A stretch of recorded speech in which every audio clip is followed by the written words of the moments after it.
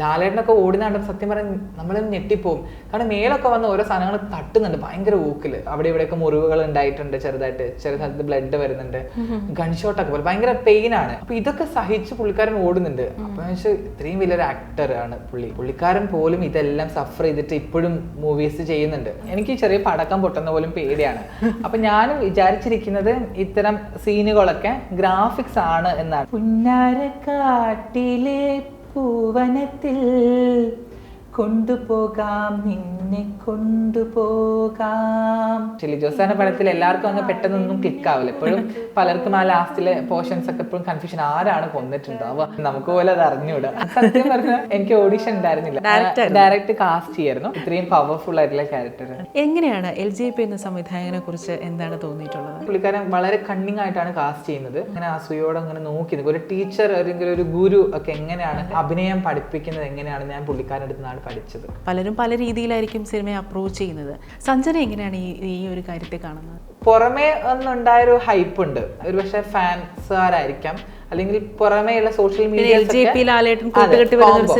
ആ ഒരു ഹൈപ്പ് വെച്ചിട്ടാണ് ആളുകൾ ഇത് കാണാൻ പോയത്. അവരുടെ വ്യൂ ഓഫ് പോയിന്റിൽ ഇതൊരു ബാഹുബലി ആയിരിക്കാം, ഇതൊരു RR ആയിരിക്കാം. പക്ഷെ LJPയുടെ മൂവി പറഞ്ഞ പോലെ നമ്മൾ കേട്ടറിഞ്ഞിട്ടുള്ളതൊന്നും നമ്മൾ കാണാൻ, ഇപ്പൊ ലാലേട്ടൻ പറഞ്ഞാൽ കാണാൻ പോകുന്നതാണ് സത്യം. അത് കണ്ടറിഞ്ഞാൽ മാത്രമേ മനസ്സിലാവും. പിന്നെ എല്ലാ സിനിമകളും എല്ലാവർക്കും ഇഷ്ടപ്പെടണമെന്നില്ല, ഓരോരുത്തരുടെ ചോയ്സ് ഡിഫറെന്റ് ആണ്. ഇപ്പൊ കണ്ട എല്ലാവരും എന്നോട് പറഞ്ഞു ഇതൊരു നാടകം പോലെ ഞങ്ങൾക്ക് തോന്നി. അത് തോന്നലല്ല, യഥാർത്ഥമാണ്. കാരണം ഇതിലൊരു നാടകം കൂടി ഒളിഞ്ഞിരിക്കും തോന്നുന്നു. പക്ഷെ ഒരിക്കലും നമ്മുടെ ഇഷ്ടങ്ങളെ വെച്ച് മറ്റുള്ളവരെ നമ്മൾ ഡീഗ്രേഡ് ചെയ്യാൻ പാടില്ല. നമ്മുടെ ഇഷ്ടങ്ങൾക്കനുസരിച്ച് മറ്റുള്ളവരെ നമ്മൾ അടിച്ചമർത്താനോ അല്ലെങ്കിൽ വിമർശിക്കാനോ ഒന്നും പോവേണ്ട കാര്യമില്ല. എൻ്റെ ഇഷ്ടം, എൻ്റെ ഒപ്പീനിയൻ അത് നമുക്ക് പറയാം, പക്ഷെ മറ്റുള്ളവരെ താത്തിക്കൊണ്ടാവരുതെന്നുള്ളൂ. ഒരാളെ കാസ്റ്റ് ചെയ്യുകയാണെങ്കിൽ അത്ര എളുപ്പത്തിലൊന്നും പുള്ളി കാസ്റ്റ് ചെയ്യില്ല. മലയാള സിനിമയിൽ ഈ അടുത്ത കാലത്തൊന്നും ഇത്രയും വലിയൊരു ക്രൗഡുള്ള സിനിമ വന്നിട്ടില്ല. അതിൻ്റെതായിട്ടുള്ള ബുദ്ധിമുട്ടുകൾ ഈ സിനിമയ്ക്ക് ഉണ്ടായിരുന്നു, ഷൂട്ടിംഗ്. അതുകൊണ്ടാണ് ഇത്രയും നീണ്ട ഒരു പീരീഡ് ഷൂട്ടിങ്ങിന് വേണ്ടി എടുത്തത്. ഹലോ, മലയക്കോട്ടെ വാലിബൻ എന്ന സിനിമയിലെ ശക്തമായൊരു കഥാപാത്രമുണ്ട്, തേനമ്മ. ആ തേനമ്മ എന്ന കഥാപാത്രത്തിന് ജീവൻ നൽകിയ സഞ്ജന ചന്ദ്രൻ. ഹലോ സഞ്ജന. ഹായ്. സഞ്ജനയെക്കുറിച്ച് പറയുകയാണെങ്കിൽ ഒരുപാട് കാര്യങ്ങളുണ്ട്. ഡാൻസറാണ്, സിംഗറാണ്, മോഡലാണ്, അത്ലറ്റാണ്, അല്ലേ? ഒരുപാട് പോർട്ട്ഫോളിയോസ് ഉണ്ട്. ഇപ്പോൾ മലയക്കോട്ടെ വാലിബൻ നമ്മളെല്ലാവരും കാത്തിരുന്നൊരു സിനിമയാണ്. ഇപ്പോൾ സഞ്ജന തന്നെ പറഞ്ഞിട്ടുണ്ടായിരുന്നു, ഞാൻ നടത്തിയ പോരാട്ടങ്ങളുടെ ഒരു വിജയം കൂടിയാണ് ഈ സിനിമയിലേക്കുള്ള എൻട്രി എന്ന്. LJP സംവിധായകൻ ലിജോ ജോസ് പെല്ലിശ്ശേരി എടുത്തു പറഞ്ഞു. അതായത് ഇത്ര മനോഹരമായിട്ടാണ് സഞ്ജന ആ കഥാപാത്രം അവതരിപ്പിച്ചതെന്ന്. അപ്പോൾ എനിക്കും സിനിമ കണ്ടപ്പോൾ പേഴ്സണലി ആ ഒരു തേനമ്മ എന്നുള്ളൊരു കഥാപാത്രം ഈ സിനിമയിൽ ഉണ്ടാക്കിയ ഒരു ഇമ്പാക്റ്റ്, അത്ര വലിയൊരു ഇമ്പാക്റ്റാണ് ഉണ്ടാക്കിയത്. എന്താണ് ഇപ്പോൾ ഈ ഒരു മൊമെൻറ്റിൽ തോന്നുന്നത്? കാരണം പ്രേക്ഷകരിൽ നിന്ന് ഒരുപാട് കമൻസ് ഇപ്പോൾ കിട്ടുന്നുണ്ടായിരിക്കുമല്ലോ. എന്താണ് ഈ ഒരു മൊമെൻറ്റിൽ ഫീൽ ചെയ്യുന്നത്? എൻ്റെ ലൈഫിൽ ഞാൻ പ്രതീക്ഷിക്കുന്നത് ഇങ്ങനെ ഒരു സിറ്റുവേഷൻ ക്രിയേറ്റ് ചെയ്ത് ഉണ്ടാക്കണം എന്നാണ്. ഈ സിനിമയിൽ വരുമെന്നൊന്നും ഞാൻ പ്രതീക്ഷിച്ചിരുന്നില്ല. പക്ഷെ ഇങ്ങനെ നമ്മൾ ജീവിക്കുന്ന സാഹചര്യം അല്ലെങ്കിൽ നമ്മുടെ ജീവിതം നാലാൾ അറിയണം, നമ്മുടെ വിജയങ്ങൾ, നമ്മുടെ കഴിവുകളൊക്കെ നാലാൾ അറിയണം എന്ന് ആഗ്രഹം ഉണ്ടായിരുന്നു. പക്ഷെ അത് എന്തോ ഭാഗ്യം പോലെ ഈ സിനിമയിലൂടെയാണ് ആളുകളിലേക്ക് എത്തിയത്. ഒരുപാട് പേര് നല്ല അഭിപ്രായങ്ങൾ പറഞ്ഞു സിനിമയെ കുറിച്ചിട്ടും എൻ്റെ കഥാപാത്രത്തിനെ കുറിച്ചിട്ടും. സോ ഭയങ്കര അഭിമാനം. ഇനി ഒരു കുസൃതി ചോദ്യം ചോദിച്ചോട്ടെ, ഇപ്പൊ കാളവണ്ടി ഓടിക്കാൻ എക്സ്പേർട്ടായോ? പക്കായിട്ട്. എനിക്ക് ഭയങ്കര ഇഷ്ടമുള്ള ഒരു കാര്യമായിരുന്നു സെറ്റിൽ. അത് സെപ്പറേറ്റ് ആയിട്ട് പഠിച്ചോ ഇതിനു വേണ്ടിയാ? അതായത് ജാനുവരിയിൽ നമുക്കൊരു 10 ദിവസത്തെ ഒരു ഷെഡ്യൂൾ ഉണ്ടായിരുന്നു ആദ്യത്തെ.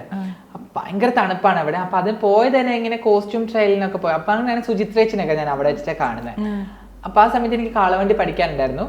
അപ്പോ ഒരു മാസ്റ്റർ ഉണ്ടായിരുന്നു, കാളവണ്ടിക്ക് ഒരു ഓണറും കൂടാതെ സ്റ്റണ്ട് മാസ്റ്ററും ഉണ്ടായിരുന്നു.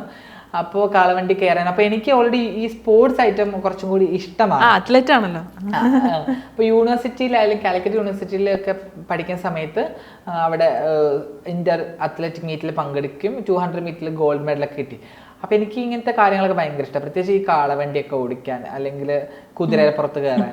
അപ്പൊ കാളവണ്ടിയിലൊക്കെ കയറി ഫസ്റ്റ് ഒക്കെ നമുക്കൊരു എന്താ പറയാ, സാധ്യമായിട്ടൊരു സംഭവം പഠിക്കുന്നതിന് ബുദ്ധിമുട്ട്.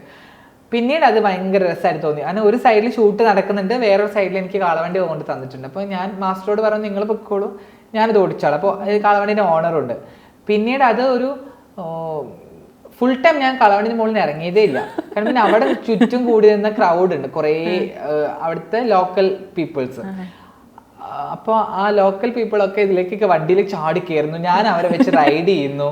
അവിടുത്തെ സാധാരണക്കാർക്ക് അത് ഭയങ്കര ആവേശമാണ്. പ്രത്യേകിച്ച് എന്നെ പോലെ ഒരാൾ വണ്ടി ഓടിക്കുന്നത് അവർ കണ്ടിട്ടില്ല.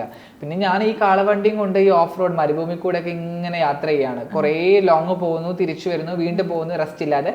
പക്ഷെ കയറ് പിടിക്കുന്നതുകൊണ്ട് 2 കാളകളെ മെയിൻറ്റെയിൻ ചെയ്യണം. ഇങ്ങനെ വളയ്ക്കുമ്പോഴൊക്കെ ഇങ്ങനെ ഒരു ബാലൻസ് ഉണ്ട്. അത് കയറിലാണുള്ളത്. അത് കയർ ലൂസ് ആക്കുമ്പോൾ അത് മുന്നോട്ട് പോകും, അത് വലിക്കുമ്പോൾ അത് നിൽക്കും. വളയ്ക്കണമെങ്കിൽ റൈറ്റിലേക്കാണ് പോകുന്നതെങ്കിൽ അപകടം പിടിച്ച എന്തെങ്കിലും സംഭവം നടന്നോ? ഇല്ല, അപകടമൊന്നും സംഭവിച്ചിട്ടില്ല. എനിക്ക് ഭയങ്കര ത്രില്ലായിരുന്നു അത്. അതുകൊണ്ട് തന്നെ അത് പെട്ടെന്ന് തന്നെ ഞാൻ കാളവണ്ടി പഠിച്ചു. അതുകൊണ്ട് തന്നെ ടേക്കിന് സമയത്തൊന്നും എന്റെ കാളവണ്ടിക്ക് ഒരു പ്രശ്നം ഉണ്ടായിരുന്നില്ല. ഞാൻ വളരെ കറക്റ്റ് ആയിട്ട് നിർത്തേണ്ട സ്ഥലത്ത് നിർത്തുന്നു, പോകേണ്ടപ്പോൾ പോകുന്നു. എനിക്കത് ഭയങ്കര ഇൻട്രസ്റ്റ് ആയിരുന്നു. കാളവണ്ടി വളരെ സേഫ് ആയിട്ട് നിർത്തി. അതായിരുന്നു രാജസ്ഥാനില് എനിക്ക് ഏറ്റവും വലിയ എന്റർടൈൻമെന്റ് ആയിരുന്നു. തേനമ്മയുടെ കാളവണ്ടി. ആ കാളവണ്ടിയിൽ കയറിയിട്ട് കാളവണ്ടി ഓടിക്കുക, വരിക, അത് പോവുക. ഞാൻ അതിന്റെ കുറച്ച് വീഡിയോസ് ഒക്കെ കണ്ടായിരുന്നു FB-ല്. ഇപ്പോ ഗായിക കൂടിയാണല്ലോ.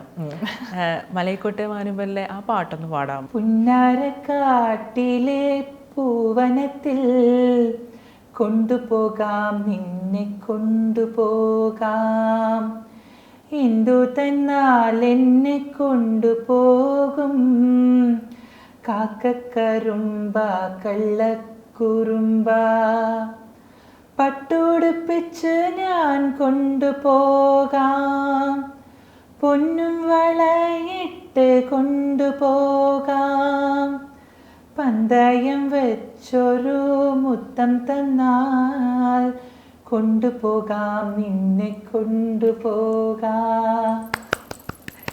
ഈ ഓഡിഷൻ്റെ സമയത്തുണ്ടല്ലോ, ഈ LJP അദ്ദേഹത്തിൻ്റെ ഒരു സമീപനം എന്തായിരുന്നു? സിനിമയിൽ ഏതെങ്കിലും ഒരു ഡയലോഗ് പറയാനായിട്ട് അദ്ദേഹം പറഞ്ഞിരുന്നു? ആ ഓഡിഷൻ്റെ ഒരു എക്സ്പീരിയൻസ് എങ്ങനെയായിരുന്നു? സത്യം പറഞ്ഞാൽ എനിക്ക് ഓഡിഷൻ ഉണ്ടായിരുന്നില്ല. ഡയറക്റ്റ് കാസ്റ്റ് ചെയ്യായിരുന്നു. അപ്പൊ എന്നെ കാണാൻ വേണ്ടിയിട്ട് കാസ്റ്റിംഗ് ഡയറക്ടേഴ്സ് ആയിട്ടുള്ള 2 പേര് വന്ന് കണ്ടിരുന്നു. അത് ഞാൻ കേരള സാഹിത്യ അക്കാദമിയിൽ ഒരു പ്രോഗ്രാമിന് പോയപ്പോഴാണ് അവരെന്നെ കാണാൻ വരുന്നത്, തൃശ്ശൂർ വെച്ചിട്ട്. അപ്പോൾ അവർ സ്ക്രിപ്റ്റിലെ കുറച്ച് പോർഷൻസ് ഒക്കെ എന്നെ കൊണ്ട് ചെയ്യിപ്പിച്ചു നോക്കി. അപ്പോഴും ഞാൻ പറയുന്നുണ്ട്, ഇങ്ങനെ ഡാൻസ് മാത്രമാണ് ഞാൻ അഭിനയിച്ചിട്ടുള്ളൂ ഇതുവരെ. അപ്പോൾ ഇങ്ങനെ ഷോർട്ട് ഫിലിംസോ വേറെ മൂവിയോ ആൽബമോ അങ്ങനെയൊന്നും ചെയ്ത എക്സ്പീരിയൻസ് ഇല്ല. പക്ഷെ അവർ ചെയ്യിപ്പിച്ചു നോക്കി.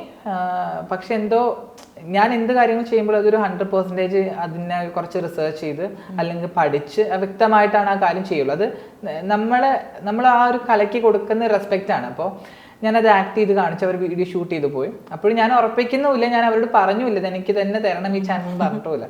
കാരണം അവർ ചെയ്തിട്ട് ഇപ്പോൾ അവർക്ക് ഇഷ്ടപ്പെടുകയാണെങ്കിൽ വിളിക്കട്ടെ, അല്ലെങ്കിൽ നല്ലൊരു വ്യക്തിയിലേക്ക് അത് എത്തട്ടെ. അവരെന്താണോ LJP ഉദ്ദേശിച്ചത് ആ ആളിലേക്ക് തന്നെ ക്യാരക്ടർ എത്തണമല്ലോ. പക്ഷെ എന്തോ ഭാഗ്യം പോലെ ഒരു ഡിസംബറൊക്കെ ആയപ്പോഴേക്കും എനിക്ക് കോൾ വന്നിങ്ങനെ കൺഫേം ആണ്, ഈ ഒരു പീരീഡ് ഓഫ് ടൈമിൽ ഡേറ്റ് ഒന്ന് മാറ്റി വെക്കണം എന്ന് പറഞ്ഞിട്ട്. അപ്പൊ അത് ഭയങ്കര ഹാപ്പി ആയിരുന്നു. കാരണം ഒത്തിരി പേര് ഇങ്ങനെ കാസ്റ്റിങ്ങിലൂടെ ഒക്കെ പോകുന്നുണ്ട്. അപ്പോൾ എന്നിട്ട് കിട്ടാതെ വരുന്ന ഒരുപാട് സാഹചര്യങ്ങളും അവരുടെ സങ്കടങ്ങളൊക്കെ ഞാൻ എൻ്റെ ഫ്രണ്ട്സിലൂടെ ഒക്കെ അറിയുന്നുണ്ട്. അപ്പോൾ ഡയറക്റ്റ് ആയിട്ട് ഒരു ഫിലിമിലേക്ക് ഒരു എൻട്രി കിട്ടുക എന്ന് പറയുന്നത് ലാലേട്ടന്റെ കൂടെ ഇത്രയും പവർഫുൾ ആയിട്ടുള്ള ക്യാരക്ടർ. ഇപ്പോൾ LJP കുറിച്ച് പറയുന്നത് വെച്ചാൽ അദ്ദേഹം ഒരു ആക്ടറിനെ കൈ കിട്ടുകയാണെങ്കിൽ സാധാരണഗതിയിൽ അയാളുടെ ഒരു ബെസ്റ്റ് പുറത്തെടുക്കാനായിട്ട്, ബെസ്റ്റ് എന്ന് പറയുമ്പോൾ എത്രത്തോളം നാച്ചുറലായിട്ട് ക്യാമറയുടെ മുന്നിൽ ബിഹേവ് ചെയ്യാന്നുള്ളൊരു സംഭവം ഉണ്ടല്ലോ. എത്രത്തോളം ഒരു ആക്ടർ നാച്ചുറൽ ആവുന്നു അത്രത്തോളം ഓഡിയൻസ് ആ ആക്ടറോട്ട് കൂടുതൽ കണക്റ്റ് ആവുകയാണ്. അപ്പോൾ ഈ തേനമ്മ എന്നുള്ളൊരു കഥാപാത്രം ഞാൻ കണ്ടപ്പോൾ ആ തേനമ്മയുടെ മനസ്സിലുള്ള ഇൻസെക്യൂരിറ്റി, ആ യജമാനത്തോടുള്ള ഒരു വിധേയത്വം, അവരോടുള്ള വല്ലാത്തൊരു പ്രണയമാണോ ഒരു ഘട്ടത്തിൽ എനിക്ക് തോന്നിപ്പോയി, അവരോടൊരു പ്രണയമുണ്ടോ എന്ന് പോലും എനിക്ക് തോന്നിപ്പോയി. അപ്പോൾ ആ തേനമ്മയുടെ ഒരു ക്യാരക്ടർ ഡിസ്ക്രിപ്ഷൻ അത് ഇങ്ങനെയാണ് LJP ഇത് എക്സ്പ്ലെയിൻ ചെയ്തു തന്നത്. സത്യം പറഞ്ഞാൽ നമ്മുടെ ലിജോ സാർ ഒരാളെ കാസ്റ്റ് ചെയ്യുകയാണെങ്കിൽ അത് അത്ര എളുപ്പത്തിലൊന്നും പുള്ളി കാസ്റ്റ് ചെയ്യില്ല. കാരണം പുള്ളിക്കാരൻ അത്രയും ഉറപ്പുള്ള, അല്ലെങ്കിൽ ഈ ക്യാരക്ടർ ഈ വ്യക്തിയിൽ ഭദ്രമായിരിക്കും എന്ന് ഉറപ്പുള്ള ആളുകൾ മാത്രമേ കാസ്റ്റ് ചെയ്യുള്ളൂ എന്നാണ് ഞാൻ ഫിലിം കഴിഞ്ഞപ്പോൾ പഠിച്ചത്. തേനമ്മ എന്ന് പറയുന്ന ക്യാരക്ടർ ഇതിൻ്റെ ഒരു സ്ക്രിപ്റ്റ് ഒക്കെ കിട്ടിയ സമയത്ത് ഞാൻ വായിച്ചിരുന്നപ്പോൾ അപ്പോഴും എനിക്ക് ഭയങ്കര കൺഫ്യൂഷനാണ്, ഇത് എന്ത് രീതിയിലാണ് ഈ ക്യാരക്ടർ ചെയ്യേണ്ടത് എന്നുള്ളത്. അപ്പം അതിന് ഒരുപാട് എനിക്ക് റെഫറൻസ് തന്നതൊക്കെ ലിജോ സാറ്, അതുപോലെ തന്നെ എൻ്റെ അസിസ്റ്റൻ്റ് ആയിട്ടുള്ള വർക്ക് ചെയ്ത കുറേ പേരുണ്ടായിരുന്നു. പിന്നെ ലാൽ സാറിന് നല്ല പങ്കുണ്ടായിരുന്നു. കാരണം ഓരോ ക്യാരക്ടർ ഇങ്ങനെ ആയിരിക്കണം, ഇത് ഇങ്ങനെ ചെയ്താൽ നന്നാവും എന്നുള്ളത് നമുക്ക് പറഞ്ഞുതരാം. അപ്പോൾ ഇതൊരു പാഠം പോലെ എനിക്ക് പുതുതായിട്ട് നമുക്ക് പഠിക്കാൻ പറ്റുന്ന ഒരു കോഴ്സ് പോലെയായിരുന്നു ഈ സിനിമയെ പഠിക്കാൻ പറ്റുന്ന. പറയുന്ന ചെറിയ കാര്യങ്ങൾ പോലും വളരെയധികം മൈൻഡിൽ ഞാൻ നോട്ട് ചെയ്ത് വെച്ചിട്ട് അതിനെ എൻ്റെതായിട്ടുള്ള രീതിയിലാണ് ഞാൻ ചെയ്തിട്ടുള്ളത്.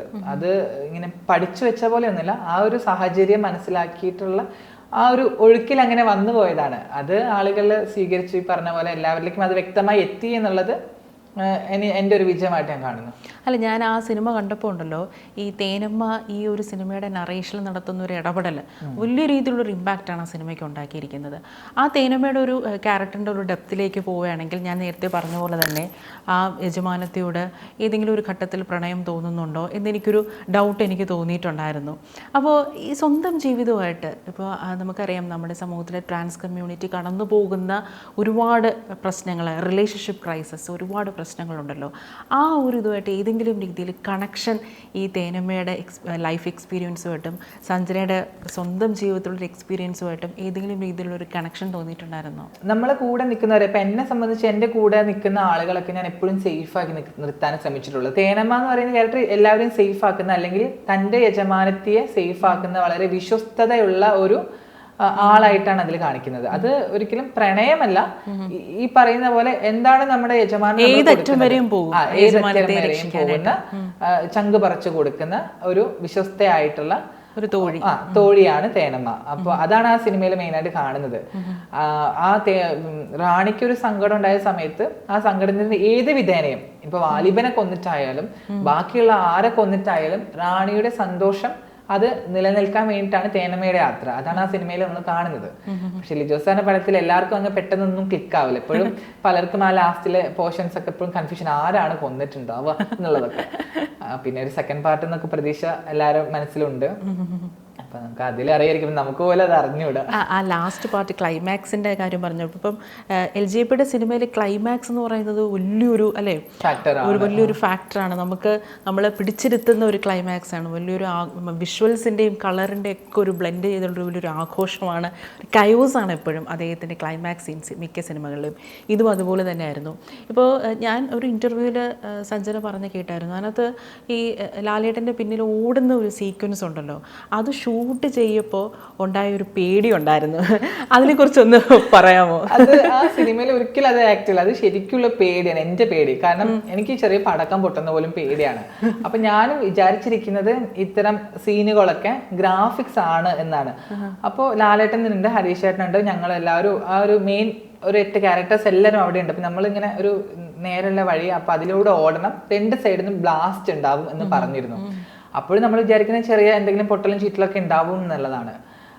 പക്ഷെ ഫസ്റ്റത്തെ ഒരു ഇത് ടേക്ക് പോയ സമയത്താണ് നമ്മൾ അറിയുന്നത് ഇതിൻ്റെ ഉള്ളിലൊക്കെ ചെറിയ ചെറിയ ബ്ലാസ്റ്റ് ഉണ്ടെങ്കിലും ഇതിൽ ഓരോ മെറ്റീരിയലിൻ്റെ അടിയിലാണ് വെച്ചേക്കുന്നത്. ചിലത് സോയാബീൻ, പിന്നെ കോൺ, അങ്ങനെയൊക്കെ ഓരോ സംഭവങ്ങൾ വെച്ചിട്ട് ബ്രെഡ്. അപ്പോൾ ഈ ബ്ലാസ്റ്റ് ചെയ്യുമ്പോൾ ഇതെല്ലാം വന്ന് തെറിക്കുന്നുണ്ട്. അതിൻ്റെ മരത്തിൻ്റെ കഷ്ണങ്ങളൊക്കെ വന്ന് നമ്മൾ മേലെ തട്ടുന്നുണ്ട്, കണ്ണിൽ തട്ടുന്നുണ്ട്. അപ്പോൾ ഇതിൻ്റെ കൂടെ തീപ്പൊരിയും പാറുന്നുണ്ട്. അപ്പോൾ നമുക്കൊരു പേടിയുണ്ട്. അപ്പോൾ അപ്പോൾ പേടിപ്പിച്ചപ്പോൾ നമ്മൾ ഒരു ടേക്കും കൂടി നമുക്ക് എടുക്കേണ്ടി വന്നിരുന്നു. അപ്പോഴാണ് ഈ ലാലേട്ടൻ പറഞ്ഞത് അതൊന്നും മൈൻഡ് ചെയ്യേണ്ട, നമ്മൾ ഇതിൽ ഒരു ക്യാരക്ടർ, നമുക്ക് ഇങ്ങനെ ഒരു സിറ്റുവേഷൻ ഉണ്ടെങ്കിൽ നമ്മളത് എങ്ങനെ ഹാൻഡിൽ ചെയ്യും, അത് നമ്മൾ മുന്നോട്ട് പോകണം. ലാലേട്ടനൊക്കെ ഓടുന്ന കണ്ടപ്പോൾ സത്യം പറഞ്ഞാൽ നമ്മൾ ഞെട്ടിപ്പോവും. കാരണം മേലൊക്കെ വന്ന് ഓരോ സാധനങ്ങൾ തട്ടുന്നുണ്ട്, ഭയങ്കര ഊക്കില്, ഗൺഷോട്ടൊക്കെ പോലെ ഭയങ്കര പെയിനാണ്. അപ്പൊ ഇതൊക്കെ സഹിച്ച് പുള്ളിക്കാരൻ ഓടുന്നുണ്ട്. അപ്പൊ ഇത്രയും വലിയൊരു ആക്ടറാണ് പുള്ളിക്കാരൻ പോലും ഇതെല്ലാം സഫർ ചെയ്തിട്ട് ഇപ്പോഴും മൂവീസ് ചെയ്യുന്നുണ്ട്.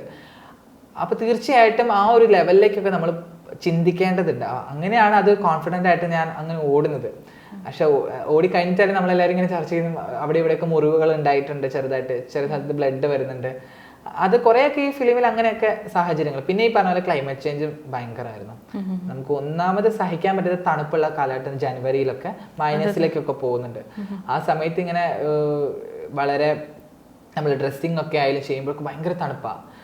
അപ്പം അത് സഹിക്കണം. മരുഭൂമിയിലൊക്കെ പോയി ഷൂട്ട് ചെയ്യുന്ന പറഞ്ഞാൽ ഭയങ്കര ചൂട്. അപ്പോൾ ഈ ചൂടിനെ സഹിക്കണം. പിന്നെ വെച്ചാൽ നമുക്ക് ഈ കാരവാനൊക്കെ ഒരുപാട് ദൂരത്താണ്. അപ്പം നമുക്ക് ഈ ഒരു ഷോട്ട് കഴിഞ്ഞാൽ അടുത്ത ഷോട്ടിന് കാരവാനിൽ പോയി റെസ്റ്റ് ചെയ്യാനുള്ള സമയമൊന്നുമില്ല. ഒരു ടെൻ്റ് അടിച്ചിട്ടുണ്ട്, അവിടെ ഒരു കൂളർ വെച്ചിട്ടുണ്ട്, അതിന് ചുറ്റിലാണ് ലാലേട്ടനും ഞങ്ങൾ എല്ലാവരും ഇരിക്കുന്നത്. നമുക്ക് ആ കൂളർ പരസ്പരം അങ്ങോട്ടും ഇങ്ങോട്ടും ഒക്കെ ഷെയർ ചെയ്ത് ആണ്. അപ്പം ഇത്രയും ഒരു യൂണിറ്റി ഈ ഒരു ഫിലിമിലെ ക്യാരക്ടേഴ്സ് തമ്മിലും പുറത്തും അകത്തൊക്കെ ഉണ്ടായിരുന്നു. ഇപ്പോൾ ഇത് പറഞ്ഞപ്പോൾ ലാലേട്ടനും നിങ്ങളെല്ലാവരും കൂടെ ഒരുമിച്ചാണ് ഇരുന്നതെന്ന് പറഞ്ഞു. സാധാരണ നമ്മൾ കേൾക്കാറുണ്ട് വലിയ വലിയ സൂപ്പർ സ്റ്റാർസൊക്കെ ഈ ഷോട്ട് കഴിഞ്ഞ ഉടൻ തന്നെ അവർ കാരവാനിൽ പോയി ഇരിക്കും എന്നാണ് നമ്മൾ പൊതുവെ കേൾക്കാറുള്ളത്. അപ്പോഴാണ് ഇപ്പോൾ സഞ്ജന പറയുന്നത് ലാലേട്ടൻ നിങ്ങളോടൊപ്പം എല്ലാം ഇരുന്നു സംസാരിച്ചു. അതൊക്കെ എങ്ങനെയായിരുന്നു? കാരണം ഞാൻ കേട്ടിട്ടുണ്ട് ഇപ്പം ആർട്ടിനെ കുറിച്ചുള്ള അദ്ദേഹത്തിൻ്റെ സിനിമ മാത്രമല്ല, ഇപ്പം ഡാൻസിനെ കുറിച്ചാണെങ്കിലും സംഗീതത്തെക്കുറിച്ചാണെങ്കിലും അദ്ദേഹത്തിൻ്റെ ഒരു അറിവ് എന്ന് പറയുന്നതിനെക്കാട്ടിയും ജ്ഞാനം എന്നുള്ള ആ വാക്കായിരിക്കും കുറച്ചുകൂടി ഉചിതമായി എന്ന് എനിക്ക് തോന്നിയിട്ടുണ്ട്. അദ്ദേഹവുമായിട്ട് നൃത്തത്തെക്കുറിച്ച് സംസാരിക്കാനുള്ള ഒരു അവസരം കിട്ടിയിട്ടുണ്ട്. ഞങ്ങൾ പരിചയപ്പെടുന്നതിന് അങ്ങനെ, ഞാനൊരു ഡാൻസർ ആണ്, ഇങ്ങനെ സെന്റ് തെരേസസിലെ സ്റ്റുഡന്റ് ആണെന്ന് പറഞ്ഞാൽ ഞങ്ങൾ പരിചയപ്പെടുന്നത്. ആ പരിചയപ്പെട്ട അന്ന് മുതൽ ഞങ്ങൾ സംസാരിക്കുന്ന കാര്യം എന്ന് പറഞ്ഞാൽ മെയിൻ ഡാൻസ് ആയിരിക്കും. സാറിന് എത്രത്തോളം അറിവ് ക്ലാസിക്കൽ ഡാൻസ് അല്ലെങ്കിൽ ഇന്ത്യൻ ക്ലാസിക്കൽ പല ഡാൻസ് സ്റ്റൈലിനെ കുറിച്ചിട്ടും വ്യക്തമായ ധാരണ ലാലേട്ടനുണ്ട്. എനിക്ക് തോന്നുന്നു ഒരു പക്ഷേ പുള്ളിക്കാരൻ്റെ കമലദളവും വാനപ്രസ്ഥവും ഒക്കെ നമ്മൾ കണ്ടതാണ്. അപ്പോൾ അതൊക്കെ കാണുമ്പോൾ നമുക്ക് പുള്ളിക്കാരനോട് ഒരു ആരാധനയാണ്. പ്രത്യേകിച്ച് ഒരു ഡാൻസർ ആയിരിക്കുന്നതുകൊണ്ട് എനിക്ക് വളരെയധികം ആരാധന കൂടുതലാണ് അത്തരം ക്യാരക്ടേഴ്സ് പുള്ളി ചെയ്യുന്നതുകൊണ്ട്. ഒരുപാട് ചർച്ചകളൊക്കെ ഈ ഡാൻസിനെ കുറിച്ച് ഉണ്ടാവുകയും ഒരുപാട് ഡാൻസ് വീഡിയോ എൻ്റെ പുള്ളിക്കാരൻ കണ്ടു, നല്ല അഭിപ്രായങ്ങൾ പറഞ്ഞു. എൻ്റെ ഫോൺ മേടിച്ചു, ഡാൻസിൻ്റെ വീഡിയോസും റീൽസും ഒക്കെ കണ്ടു. അതിൽ ഞാനൊരു മൂവിയുടെ സോങ് ഡാൻസ് ചെയ്തിട്ടുണ്ടായിരുന്നു സ്റ്റേജിൽ രാജസ്ഥാനിൽ. അപ്പോൾ ആ വീഡിയോ പുള്ളിക്ക് ഭയങ്കര ഇഷ്ടമായി എന്ന് പറഞ്ഞു. അങ്ങനെ ഡാൻസും എല്ലാ കാര്യങ്ങൾ ഞങ്ങൾ സൊനാലിയും ഞങ്ങളെല്ലാവരും ഇരിക്കുമ്പോഴൊക്കെ ഞങ്ങൾ ചർച്ച ചെയ്യാറുണ്ട്. പിന്നെ ഈ പറഞ്ഞ പോലെ ഒരുമിച്ചിരിക്കുന്നതൊന്നും ഞാനും പ്രതീക്ഷിച്ചില്ല. ഞാനും അറിഞ്ഞിട്ടുള്ളത് ഇങ്ങനെ കാരവാനിൽ മാത്രമേ ഇരിക്കുള്ളൂ, കുറച്ച് ഇതുണ്ടാവുമെന്നാണ് വിചാരിക്കുന്നത്. പക്ഷെ നമ്മൾ ഇരിക്കുമ്പോൾ നമുക്ക് അടുത്ത് പോയിരിക്കാൻ മടിയാണ്. ഇപ്പോൾ ഒരു 1-2 കൂളറൊക്കെ ഉണ്ടാവുള്ളൂ. അപ്പോൾ നമുക്ക് എങ്ങനെയാണ് ലാലേട്ടൻ്റെ അടുത്ത് പോയിരിക്കാൻ മോശമല്ല. അപ്പോൾ പുള്ളിക്കാരൻ തന്നെ നമ്മളെ വിളിച്ച് അവിടെ ഇരുത്തി കൂളറൊക്കെ സെറ്റ് ചെയ്തെന്ന് എല്ലാ ഹെൽപ്പും പുള്ളിക്കാരൻ ചെയ്യുന്നത്. അതുപോലെ ആർട്ടിസ്റ്റുകളോട് മാത്രമല്ല, സെറ്റിലെ എല്ലാവരും, ജൂനിയർ ആർട്ടിസ്റ്റുകളായാലും അവിടെ വർക്ക് ചെയ്യുന്ന ഓരോരോ ചെറിയ ആർട്ടിസ്റ്റുകളോടൊക്കെ ആയാലും നല്ല വിശേഷങ്ങൾ ചോദിക്കാനും സംസാരിക്കാനും ഫോട്ടോ എടുക്കാനും ഒക്കെ പുള്ളിക്കാരൻ ഭയങ്കര കോപ്പറേറ്റ് ആണ്. എല്ലാവരായിട്ടും ഭയങ്കര സ്നേഹമാണ് അവർക്ക്. ഇപ്പോൾ ഈ ക്രൗഡിനെ മാനേജ് ചെയ്യുന്നതിൽ LJP എന്നൊരു സംവിധായകൻ അദ്ദേഹത്തിൻ്റെ സിനിമകളിലൂടെ തന്നെ പ്രൂവ് ചെയ്തിട്ടുണ്ട്. പലരും പറഞ്ഞിട്ടുണ്ട് വളരെ സ്ട്രിക്റ്റ് ആയിട്ടുള്ളൊരു സംവിധായകനും കൂടെയാണ് അദ്ദേഹം എന്ന്. കാരണം കരിയറിൻ്റെ ഒരു ഫസ്റ്റ് സിനിമ തന്നെ ഇത്രയും വലിയൊരു സംവിധായകൻ്റെ കൂടെ വർക്ക് ചെയ്യാൻ പറ്റുന്നു. എങ്ങനെയാണ് LJP എന്ന സംവിധായകനെ കുറിച്ച് എന്താണ് തോന്നിയിട്ടുള്ളത്? ഇത്രയും വലിയ ക്രൗഡിനെ കുറിച്ച് പറയാൻ നമ്മൾ മലയാള സിനിമയിൽ ഈ അടുത്ത കാലത്തൊന്നും ഇത്രയും വലിയൊരു ക്രൗഡുള്ള സിനിമ വന്നിട്ടില്ല. അപ്പോൾ അതിൻ്റെതായിട്ടുള്ള ബുദ്ധിമുട്ടുകൾ ഈ സിനിമയ്ക്ക് ഉണ്ടായിരുന്നു ഷൂട്ടിങ്. അതുകൊണ്ടാണ് ഇത്രയും നീണ്ട ഒരു പീരീഡ് ഈ ഒരു ഷൂട്ടിങ്ങിന് വേണ്ടി എടുത്തത്. ഇത്രയും ക്രൗഡിനെ നിയന്ത്രിക്കാൻ പറ്റുക, അത് ഓരോ ഷോട്ടിലും ടേക്കിലും അവർ തിരിച്ചു കൊണ്ടുവരണം. അപ്പോൾ അതിനൊക്കെ ഈ അസിസ്റ്റന്റ് ഡയറക്ടേഴ്സും അതുകൂടാതെ ഇതിൻ്റെ ടീം അംഗങ്ങളൊക്കെ ഭയങ്കരമായിട്ട് വർക്ക് ചെയ്തിട്ടുണ്ട് അവർ. പിന്നെ ലിജോ സാറെ കുറിച്ച് പറയുകയാണെങ്കിൽ വർക്കിംഗ് സമയത്ത് പുള്ളിക്കാരൻ സ്ട്രിക്റ്റ് തന്നെയാണ്. അതിപ്പോൾ ആരായാലും അത് അങ്ങനെയാണ് വേണ്ടത്. കാരണം ഇപ്പോൾ നമ്മുടെ അത് വർക്കിനോടുള്ള പുള്ളിൻ്റെ ഒരു ആത്മാർത്ഥതയും ഇഷ്ടമൊക്കെ നമുക്ക് അതിൽ കാണാൻ പറ്റും. നമ്മളിങ്ങനെ ആരാധനയോടെ നോക്കി നിൽക്കും. പുള്ളിക്കാരൻ ഓരോ സ്ക്രീൻ വാച്ച് ചെയ്യുന്നതും ഒരു ചെറിയ മൈന്യൂട്ട് കാര്യങ്ങൾ പോലും പുള്ളിക്കാരൻ്റെ ശ്രദ്ധയിൽ പെടും എന്നുള്ളതാണ്. അപ്പോൾ വളരെ ചുരുക്കം സിനിമകളിലൂടെ തന്നെ വളരെയധികം പ്രഗത്ഭ ആണെന്ന് തെളിയിച്ചൊരു ആളാണ് ലിജോ സാറ്. അപ്പോൾ പുള്ളിക്കാരി പറഞ്ഞ പോലെ കാസ്റ്റ് ചെയ്യുന്ന ഓരോരുത്തരെയും പുള്ളിക്കാരൻ വളരെ കണ്ണിങ് ആയിട്ടാണ് കാസ്റ്റ് ചെയ്യുന്നത്. നമുക്ക് വ്യക്തമായൊരു ധാരണ ക്യാരക്ടറിനെ കുറിച്ച് പറഞ്ഞു തരാനും പിന്നെ അതിന് വരുത്തേണ്ട കുറച്ച് ചേഞ്ചസ് എന്തൊക്കെയാണെന്നുള്ളതൊക്കെ പറഞ്ഞു തരും. പിന്നെ ഈ പറഞ്ഞ പോലെ നമ്മൾ ഇന്ന ആയിട്ടുള്ള കഴിവിനെ പുറത്ത് കൊണ്ടുവരാനാണ് പുള്ളി കൂടുതലും ശ്രമിക്കാറുള്ളത്.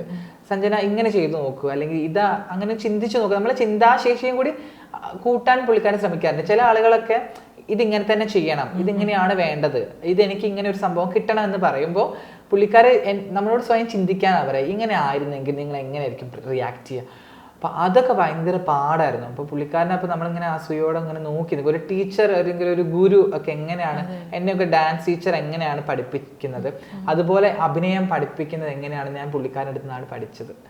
സോ യാതൊരു വർക്ക്ഷോപ്പോ അല്ലെങ്കിൽ ഈ പറഞ്ഞ പോലെ കാസ്റ്റിങ്ങോ ഒന്നും കഴിഞ്ഞിട്ടല്ല ഞാൻ വന്നിട്ടുള്ളത്. അപ്പോൾ അതുകൊണ്ട് തന്നെ എനിക്കൊരു ഫസ്റ്റ് എക്സ്പീരിയൻസ് ആയിരുന്നു. ഒരുപാട് പാഠങ്ങൾ അതിൽ നിന്ന് പഠിക്കാൻ പറ്റി. ലിജോ സാറിൻ്റെ പ്രസ് മീറ്റിൽ പറയുന്നുണ്ടായിരുന്നു, അതായത് ഒരുപാട് വിമർശനങ്ങൾ വരുന്നുണ്ട്, വാലിബാനെ കുറിച്ച് ഒരുപാട് വിമർശനങ്ങൾ വരുന്നുണ്ട്. അതിനകത്ത് LJPയുടെ ഒരു സ്റ്റേറ്റ്മെൻറ്റ് സത്യം പറഞ്ഞാൽ എനിക്കത് കേട്ടപ്പോൾ ഭയങ്കരമായിട്ട് എക്സൈറ്റിംഗ് ആയിട്ട് തോന്നി. അതായത് LJPയുടെ പടം not everyone's cup of tea എന്നാണല്ലോ പറയുന്നത്. അത് ശരിക്കും തെറ്റായ ഒരു സ്റ്റേറ്റ്മെൻറ്റാണ്. അങ്ങനെയാണെങ്കിൽ അദ്ദേഹം മാത്രമാണ് ബുദ്ധിയുള്ളവൻ, ബാക്കി എല്ലാവരും മണ്ടന്മാർ എന്നുള്ളൊരു വ്യാഖ്യാനമല്ലേ വരിക എന്നുള്ളത്. സിനിമയെ വളരെയധികം ഒരു വൈരാഗ്യത്തോടെയാണ് പലരും സമീപിക്കുന്നത്, പ്രത്യേകിച്ച് സോഷ്യൽ മീഡിയയിൽ. അത് ശരിയായിട്ടുള്ളൊരു രീതിയല്ല എന്ന് അദ്ദേഹം ഇന്നത്തെ പ്രസ് മീറ്റിൽ പറയുന്നുണ്ടായിരുന്നു. അപ്പോൾ എന്താണ്, കാരണം ഈ സിനിമ കണ്ടവർ സഞ്ജനയോടും അവരുടെ അഭിപ്രായങ്ങൾ പറയുന്നുണ്ടായിരിക്കുമല്ലോ. എന്താണ് ഈ ഒരു സിനിമ ഇറങ്ങുമ്പോൾ പലരും പല രീതിയിലായിരിക്കും സിനിമയെ അപ്രോച്ച് ചെയ്യുന്നത്.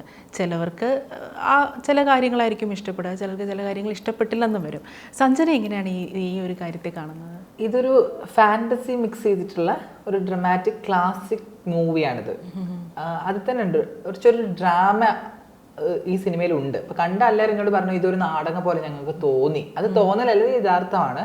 കാരണം ഇതിലൊരു നാടകം കൂടി ഒളിഞ്ഞിരിക്കുന്നുണ്ട്. കാരണം ചില പോർഷൻസ് ഒക്കെ, പ്രത്യേകിച്ച് പറയുമ്പോൾ സൊനാലിന്റെ പോർഷൻസ് ഒക്കെ കുറച്ച് നാടകീയത കലർന്ന സംഭാഷണങ്ങളാണെന്നാണ് ആൾക്കാരുടെ വിമർശനം. അത് വിമർശനമല്ല, അത് ഈ ചിത്രത്തിന്റെ യഥാർത്ഥമാണ്. കാരണം അതങ്ങനെ തന്നെയാണ് അത് പ്രസന്റ് ചെയ്യിക്കേണ്ട രീതി എന്നുള്ളതാണ്. അപ്പോൾ കുറച്ച് ഡ്രാമ മിക്സ് ചെയ്തിട്ടുള്ള, അതുപോലെ മലയാളവും തമിഴും കൂടി കലർത്തിയിട്ടുള്ള, പ്രത്യേകിച്ച് കാലഘട്ടമോ അല്ലെങ്കിൽ ഒന്നും ടൈമോ ഒന്നും പറയാത്ത ഒരു മൂവിയാണ്. അപ്പോൾ ഈ പറഞ്ഞ പോലെ പുറമേ ഒന്നുണ്ടായൊരു ഹൈപ്പ് ഉണ്ട്. അതായത് ഒരുപക്ഷെ ഫാൻസുകാരായിരിക്കാം, അല്ലെങ്കിൽ പുറമേയുള്ള സോഷ്യൽ മീഡിയ ആ ഒരു ഹൈപ്പ് വെച്ചിട്ടാണ് ആളുകൾ ഇത് കാണാൻ പോയത്. അവരുടെ വ്യൂ ഓഫ് പോയിന്റിൽ ഇതൊരു ബാഹുബലി ആയിരിക്കാം, ഇതൊരു RRR ആയിരിക്കാം, അങ്ങനെ ഒരു മൈൻഡ് വെച്ചിട്ടാണ് പോകുന്നത്. പക്ഷെ LJPയുടെ മൂവി പറഞ്ഞ പോലെ നമ്മൾ കേട്ടറിഞ്ഞിട്ടുള്ളതൊന്നും നമ്മൾ കാണാൻ, ഇപ്പോൾ ലാലേട്ടൻ പറഞ്ഞാൽ കണ്ടതാണ്, കാണാൻ പോകുന്നതാണ് സത്യം. അത് കണ്ടറിഞ്ഞാൽ മാത്രമേ മനസ്സിലാവൂ. പിന്നെ എല്ലാ സിനിമകളും എല്ലാവർക്കും ഇഷ്ടപ്പെടണമെന്നില്ല, ഓരോരുത്തരുടെ ചോയ്സ് ഡിഫറെൻ്റ് ആണ്. ഇപ്പൊ എനിക്ക് എല്ലാ മൂവീസ് ഇഷ്ടപ്പെടാറില്ല. പക്ഷെ എന്ന് വെച്ചാൽ ഞാൻ ആ ഫിലിമിനെ കുറ്റം പറയാനോ ഡീഗ്രേഡ് ചെയ്യാനോ ഞാൻ പോവാറില്ല. അഭിപ്രായം ചോദിച്ചാൽ എനിക്ക് എൻ്റെ ടൈപ്പ് ഓഫ് മൂവി അല്ല അത്. പക്ഷെ ഈ സിനിമ മലൈക്കോട്ട വാലിബൻ എൻ്റെ ഒരു ടൈപ്പ് ഓഫ് മൂവിയാണ്. ഒരു പ്രേക്ഷക എന്നുള്ള രീതിയിൽ, ഈ സിനിമ കാണുന്ന ഒരാളെന്ന രീതിയിൽ വളരെയധികം കലാമൂല്യമുള്ള, ഭയങ്കര ആർട്ട് വർക്കുള്ള, ഇതിൻ്റെ ഒരു വിഷ്വൽസും അതുപോലെ സിനിമാറ്റോഗ്രഫിയും ഒക്കെ ഒന്ന് എടുത്തു പറയേണ്ട കാര്യങ്ങളാണ്.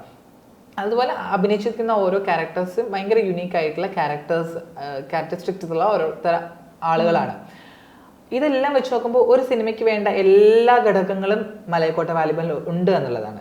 അപ്പൊ ആളുകൾക്ക് ചില കാര്യങ്ങൾ ഇഷ്ടമായിരിക്കില്ല, ചില ആളുകൾക്ക് ഫൈറ്റ് സീൻ ഇഷ്ടമായിരിക്കില്ല, ചില ആളുകൾക്ക് ഈ ലവ് സീനൊന്നും ഇഷ്ടമായിരിക്കില്ല, ചില ആളുകൾക്ക് ഫൈറ്റ് സീൻ തന്നെ വേണം, അത് മാസ് ഫൈറ്റ് സീൻ ആയിരിക്കണം. അപ്പോൾ ഓരോരുത്തരുടെ ചോയ്സ് ആണത്. പക്ഷെ ഒരിക്കലും നമ്മുടെ ഇഷ്ടങ്ങളെ വെച്ച് മറ്റുള്ളവരെ നമ്മൾ ഡീഗ്രേഡ് ചെയ്യാൻ പാടില്ല. ഇതിപ്പോ എൻ്റെ കണ്ണിലെ സൗന്ദര്യം ഇങ്ങനെയാണ്, പക്ഷെ അത് സൗന്ദര്യം ഇല്ലാത്തതല്ല എന്ന് നമ്മൾ പറയുന്നത്. നമ്മുടെ ഇഷ്ടങ്ങൾക്കനുസരിച്ച് മറ്റുള്ളവരെ നമ്മൾ അടിച്ചമർത്താനോ അല്ലെങ്കിൽ വിമർശിക്കാനോ ഒന്നും പോവേണ്ട കാര്യമില്ല. എൻ്റെ ഇഷ്ടം, എൻ്റെ ഒപ്പീനിയൻ, അത് നമുക്ക് പറയാം, പക്ഷെ മറ്റുള്ളവരെ താത്തിക്കൊണ്ടാവരുതെന്നുള്ളൂ. എനിക്ക് ഈ മൂവി ഭയങ്കര ഇഷ്ടപ്പെട്ട ഒരുപാട് പേര് നല്ല അഭിപ്രായങ്ങളും പറഞ്ഞു. ഇപ്പോൾ സിനിമയുടെ ക്രൂ തന്നെ ഈ ഒരു തേനുമ്മയുടെ റോളിലേക്ക് പലരെയും ചൂസ് ചെയ്യാൻ താല്പര്യപ്പെട്ടിരുന്നു. പക്ഷേ ഫൈനൽ എത്തിയത് സഞ്ജനയിലേക്കാണ്. എങ്ങനെയാണ് ഈ സിനിമയിലേക്കുള്ള ഒരു എൻട്രി എങ്ങനെയായിരുന്നു? പല ആൾക്കാരും ചൂസ് ചെയ്തിരുന്നു. നമ്മൾ കേരളത്തിൽ നിന്നല്ല, അവര് കേരളത്തിന് പുറത്ത് നോർത്ത് ഇന്ത്യയിലെ ഒരു വ്യക്തി, ട്രാൻസ് ആയിട്ടുള്ള ഒരു വ്യക്തി, അതുപോലെ തന്നെ പിന്നീട് ഒരു സിസ്റ്റൻഡർ ആയിട്ടുള്ള ഒരു സ്ത്രീയും അവരിങ്ങനെ മനസ്സിൽ അവർ കാസ്റ്റ് ചെയ്ത് വെച്ചിട്ടുണ്ടായിരുന്നു. ആ ഒരു സമയത്താണ് നമുക്ക് ഒട്ടും പ്രതീക്ഷിക്കും. ഞാൻ സിനിമ മോഹിയോ അല്ലെങ്കിൽ ഇങ്ങനെ കാസ്റ്റിംഗ് കോൾ അറ്റൻഡ് ചെയ്യുക അങ്ങനത്തെ ഒരു വ്യക്തി അല്ല. സിനിമയിൽ ഇങ്ങനെ കയറണം മതിയായ ആഗ്രഹമുള്ള ആളൊന്നും ആയിരുന്നില്ല. പക്ഷെ സിനിമകൾ ഇഷ്ടമാണ്, അഭിനയിക്കണം എന്നൊക്കെ ആഗ്രഹം ഉണ്ടെങ്കിലും അതിനു വേണ്ടിയുള്ള ശ്രമങ്ങളൊന്നും ഞാൻ നടത്തിയിട്ടില്ല. അപ്പോൾ കഴിഞ്ഞ സംസ്ഥാന ട്രാൻസ്ജെൻഡർ കലോത്സവത്തിൽ ഇങ്ങനെ അതിൻ്റെ വിധി പ്രഖ്യാപനവും അതിൻ്റെ നടത്തിപ്പുമായി ബന്ധപ്പെട്ടൊക്കെ ഒരുപാട് വിഷയങ്ങൾ ഉണ്ടായിരുന്നു. അപ്പോൾ നമ്മൾ ആ വിഷയങ്ങളെ ചോദ്യം ചെയ്യുകയും അതിനെതിരെ പ്രതിഷേധം അറിയിക്കുകയൊക്കെ ചെയ്തിരുന്നു. ആ ഒരു പ്രതിഷേധത്തിന്റെ വീഡിയോ, അന്ന് ഞാനൊന്ന് പ്രതിഷേധിക്കുമ്പോൾ ഞാൻ ഫോക്ക് ഡാൻസ് കഴിഞ്ഞ് വന്ന ആ ഒരു കോസ്റ്റ്യൂമിലാണ്, ഒരു ഫുൾ ഒരു ഫോക്ക് ഡാൻസ് കോസ്റ്റ്യൂം, ഹെയർ ഒക്കെ അങ്ങനെയാണ്.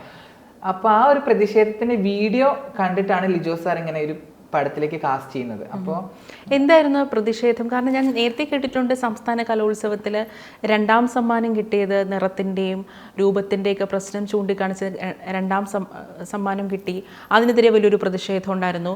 അതിനോടനുബന്ധിച്ചുള്ള പ്രതിഷേധമാണോ അതോ അതുമായിട്ട് ബന്ധപ്പെട്ട് നമ്മൾ പലപ്പോഴും അറിയാം ഇങ്ങനെ കളറിന്റെ കാര്യങ്ങളിലും അതുപോലെ പണത്തിന്റെയും ജാതിയുടെയും മതത്തിന്റെയും ഒക്കെ പേരിൽ ഇങ്ങനെ ഓരോ ഡിസ്ക്രിമിനേഷൻ നമ്മൾ പലയിടങ്ങളിലായിട്ട് കാണുന്നുണ്ട്. അപ്പോൾ ശരിക്കും കല എന്ന് പറയുന്നത് ആ ഒരു വ്യക്തിനെ സംബന്ധിച്ച് അവരുടെ കഴിവിൻ്റെ ആ ഒരു അളവാണ് അളക്കേണ്ടത്. ആ കലയ്ക്ക് ആ വ്യക്തി കൊടുക്കുന്ന റെസ്പെക്റ്റും അതിൻ്റെ ഒരു അളവാണ് നമ്മൾ പരിശോധിക്കേണ്ടത്. അപ്പോൾ അവിടെ ഇങ്ങനെ സെക്കൻഡ് പ്രൈസോ തേർഡ് പ്രൈസോ അതൊന്നും അല്ല നമ്മൾ ചോദ്യം ചെയ്തത്. കാരണം സമ്മാനം വരാൻ പോവാം, അത് മത്സരമാകുമ്പോൾ അത് പൊതുവെ അങ്ങനെയാണ്. അപ്പോൾ ഇങ്ങനെ മത്സരത്തിൻ്റെ ഫലപ്രഖ്യാപനം ഇങ്ങനെ വന്നപ്പോൾ നമ്മൾ ഓൾറെഡി നമ്മളൊരു കംപ്ലൈൻറ്റ് പോലെ നമ്മൾ എഴുതി കൊടുത്തു, ഇങ്ങനെ അതിൻ്റെ റിസൾട്ടിൻ്റെ കോപ്പി വേണം എന്ന് പറഞ്ഞിട്ട്. അപ്പോൾ സെക്കൻഡ് ഡേ ആണ് കോപ്പി തരുന്നത്. അപ്പോൾ സെക്കൻഡ് ഡേ കോപ്പി തന്ന സമയത്ത് അതിൽ ഒരു വിധികർത്ത 1/2 മാർക്കാണ് പോയത്. അപ്പോൾ ആ 1/2 മാർക്ക് എവിടെയാണ് നമുക്ക് അറിഞ്ഞാലേ അടുത്തൊരു സ്റ്റേജിലേക്ക് നന്നാക്കാൻ സാധിക്കുള്ളൂ. അപ്പോൾ ആ 1/2 മാർക്ക് കുറച്ച വിധികർത്താവ് എഴുതിയത് ദേവിയുടെ സൗന്ദര്യം ഇല്ല എന്നാണ്. അപ്പോൾ ആ ഒരു പേപ്പർ ഇപ്പോഴും എൻ്റെ അലമാരയിൽ ഞാൻ അങ്ങനെ ഫ്രെയിം ചെയ്ത് സൂക്ഷിച്ച് വെച്ചിട്ടുണ്ട് എല്ലാ കാലത്തേക്കും വേണ്ടിയിട്ട്. കാരണം അതൊരു എനിക്കൊരു ട്രോമയായിരുന്നു. ഇപ്പോഴും അതിൻ്റെ ഒരു ഭാഗം എൻ്റെ മൈൻഡിൽ ഇങ്ങനെ ആ കാര്യങ്ങൾ ആലോചിക്കുമ്പോൾ ഒരു ട്രോമ പോലെ കിടക്കുന്നുണ്ട്. കാരണം ഇത്രയും ആളുകൾക്കിടയിൽ നിന്നിട്ട്, പ്രത്യേകിച്ച് ഒരു ട്രാൻസ് വിഭാഗത്തിൻ്റെ കലോത്സവമാണ്. അപ്പോൾ അതിൽ സൗണ്ട് വേരിയേഷൻസ് ഉണ്ടാവാം, നമ്മുടെ രൂപങ്ങൾക്ക് പലപ്പോഴും വ്യത്യാസങ്ങൾ ഉണ്ടാവാം. അപ്പോൾ അതിനൊക്കെ മാറ്റി നിർത്തിയിട്ട് വേണം നമ്മൾ ആ വിധി പ്രഖ്യാപനം നടത്താൻ. ഇതുപോലെ ഇപ്പോൾ സംസ്ഥാന സ്പെഷ്യൽ സ്കൂൾ കലോത്സവങ്ങളൊക്കെ ഉണ്ട്. അപ്പോൾ ആ കുട്ടികളുടെയൊക്കെ രൂപത്തിലോ ഭംഗിയിലോ ഒന്നും അല്ലല്ലോ നമ്മൾ അളക്കുന്നത്, അവരുടെ കഴിവിനെ അവരെങ്ങനെ അത് പ്രസന്റ് ചെയ്യുന്നു. അല്ല, ഈ രൂപത്തിൻ്റെ ഭംഗിയെ കുറിച്ച് പറയാൻ പാടില്ല. നമ്മൾ പലപ്പോഴും ഈ കലയുടെ ഒരു അളവുകോൽ പലപ്പോഴും ഈ സൗന്ദര്യം എന്നൊരു ഫാക്ടർ, പക്ഷെ എന്താണ് ബ്യൂട്ടി എന്നുള്ളത് അത് ആൾക്കാരുടെ പെർസ്പെക്റ്റീവിന് ഡിഫറെൻ്റ് ആയിട്ടിരിക്കും. ഞാൻ കാണുന്ന ഒരു വ്യക്തി, സൗന്ദര്യമുള്ള വ്യക്തി, എൻ്റെ പെർസ്പെക്റ്റീവും ഇപ്പോൾ സഞ്ജനയുടെ ഒരു സൗന്ദര്യത്തിൻ്റെ പെർസ്പെക്റ്റീവും ഡിഫറെൻ്റ് ആയിരിക്കും. പക്ഷേ നമ്മളെ നാട്ടിൽ, നമ്മളെ സമൂഹത്തിൽ ഇപ്പോഴും സൗന്ദര്യം എന്ന് വെച്ചാൽ ഇന്ന ഫാക്ടേഴ്സ് ഉള്ള വ്യക്തികളായിരിക്കും. അതിൽ രൂപം, നിറം, അതിലൊക്കെ ഇപ്പോഴും എന്തെങ്കിലും മാറ്റം ഉണ്ടായിട്ടുണ്ട്? ഈ പ്രതിഷേധത്തിൻ്റെ ഭാഗമായിട്ട് എന്തെങ്കിലും മാറ്റം വന്നിട്ടുണ്ട് എന്ന് സഞ്ജന വിശ്വസിക്കുന്നുണ്ടോ? അങ്ങനെ വലിയൊരു മാറ്റമൊന്നും ഇപ്പോഴും വന്നിട്ടില്ല. ഇപ്പം നമ്മൾ പുറമെ എത്ര നമ്മൾ സോഷ്യലി നമ്മൾ എത്ര സംസാരിച്ചാലും ചില സാഹചര്യങ്ങളിൽ നമ്മുടെ ഉള്ളിലുള്ള ഒരു ഇന്നർ ഡെപ്ത് മനസ്സിലാവാൻ സാധിക്കില്ല. അപ്പോൾ ചില ഇടങ്ങളിലൊക്കെ ഇപ്പോഴും ആ ഒരു ഡിസ്ക്രിമിനേഷൻ ഉണ്ട്. എനിക്ക് ഞാൻ പോകുന്ന പലയിടങ്ങളിലും എന്നെ സപ്പോർട്ട് ചെയ്യുന്ന പലരും മറ്റു ട്രാൻസ് വ്യക്തികളെ സപ്പോർട്ട് ചെയ്യാതെ സംസാരിച്ച് ഞാൻ കേട്ടിട്ടുണ്ട്, അല്ലെങ്കിൽ ക്യൂർ ആയിട്ടുള്ള വ്യക്തികൾ. അപ്പോൾ ഈ പറഞ്ഞ പോലെ എല്ലാ ഇടങ്ങളിലൊന്നും ഇത് മാറിയിട്ടില്ല. അതെന്തുകൊണ്ടാണ് അവരെ സപ്പോർട്ട് ചെയ്യാത്തത്? അത് ഓരോരുത്തരുടെ മനസ്സിലുള്ള ധാരണ. ഇപ്പം നമുക്ക് പറയുന്ന പോലെ സൊസൈറ്റീനെ മൊത്തത്തിൽ നമുക്ക് ഒരിക്കലും ചേഞ്ച് ചെയ്യാൻ സാധിക്കില്ല. അത് വ്യത്യസ്തരായിട്ടുള്ള ആളുകളാണ്. അപ്പോൾ പക്ഷെ സൊസൈറ്റി മാറും എന്ന് പറയുന്നതിനേക്കാൾ നല്ലത് നമ്മൾ ഓരോരുത്തരും തിരിച്ചറിയണം നമ്മുടെ സോഷ്യൽ കണ്ടീഷൻ എങ്ങനെയാണ്. നമ്മുടെ സൊസൈറ്റിയിൽ ഞാൻ കൂടാതെ മറ്റ് വ്യത്യസ്തരായിട്ടുള്ള ആളുകളും ജീവിക്കുന്നുണ്ട്. ജീവികളായാലും മനുഷ്യരായാലും പ്രകൃതിയായാലും സ്ഥലങ്ങളായാലും വ്യത്യസ്തർ എല്ലാം കൂടി ചേർന്നതാണ് ഈ ലോകം എന്നുള്ള തിരിച്ചറിവ് സ്വന്തം ഉണ്ടാക്കേണ്ടതാണ്. അത് മറ്റുള്ളവർ പറഞ്ഞുണ്ടാക്കേണ്ടതല്ല. അപ്പം അത് സ്വയം തിരിച്ചറിവാണ്. അപ്പം അങ്ങനെ തിരിച്ചറിവില്ലാത്ത ആരോ എഴുതി വെച്ച ഒരു ഇതുപോലെ, പക്ഷെ അത് നമ്മൾ ഒരിക്കലും അത് പറയാതെ പോയിട്ടുണ്ടെങ്കിൽ ഇന്നും ആളുകൾക്കിടയിൽ അത് ഒരു ഫാക്ടറായിട്ട് കിടക്കും. അതുകൊണ്ടാണ് ഇത്തരം പ്രതിഷേധങ്ങളൊക്കെ ചെയ്യുന്നത്. അല്ലാതെ ഇപ്പോൾ ആ പ്രതിഷേധിച്ചതുകൊണ്ട് 1ാം സമ്മാനം എനിക്ക് തരികയോ അതിന്റെ വേറെ ഒന്നും നമുക്ക് കിട്ടുകയൊന്നും ചെയ്യുന്നില്ല. പക്ഷെ ആ പ്രതിഷേധിച്ചത് കൊണ്ട് മറ്റ് കലോത്സവങ്ങൾ, സ്കൂൾ കലോത്സവങ്ങൾ പോലും അതിനൊരു വിധി നിർണ്ണയം നടത്താൻ പോകുന്ന ആളുകൾ കുറെ കൂടി ഇത് മൈൻഡിൽ വെക്കാൻ തുടങ്ങി.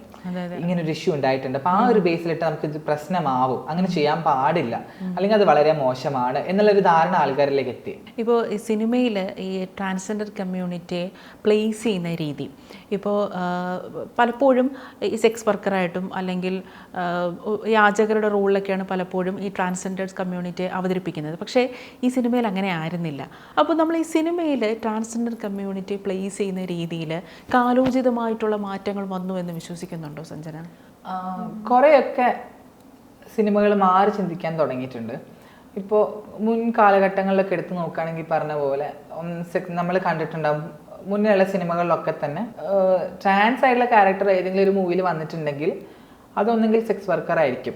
ഏതെങ്കിലും ഒരു റോട്ടിൽ നൈറ്റിൽ ഒരു രാത്രി കാണിക്കുമ്പോൾ ഒരു റോട്ടിൽ ഒരു ട്രാൻസ് സെക്സ് വർക്ക് ചെയ്യുന്നത് ബാക്ക്ഗ്രൗണ്ടിൽ അവർ കാണിച്ചിരിക്കും. അല്ലെങ്കിൽ ഈ പറഞ്ഞ പോലെ കുറച്ചും കൂടി ഹിന്ദി മൂവീസൊക്കെ എടുത്ത് നോക്കുകയാണെങ്കിൽ അതിൽ കൂടുതൽ സിഗ്നലിൽ വന്നിട്ട് ബഗ്ഗി എന്ന ഒരു വ്യക്തിയായിരിക്കും. അങ്ങനെയൊക്കെയാണ് കാണിച്ച് ഞാൻ കണ്ടിട്ടുള്ളൂ. അല്ലാത്ത കുറേ സിനിമകൾ ഉണ്ടായേക്കാം, പക്ഷെ ഭൂരിഭാഗവും ഇങ്ങനെയാണ്.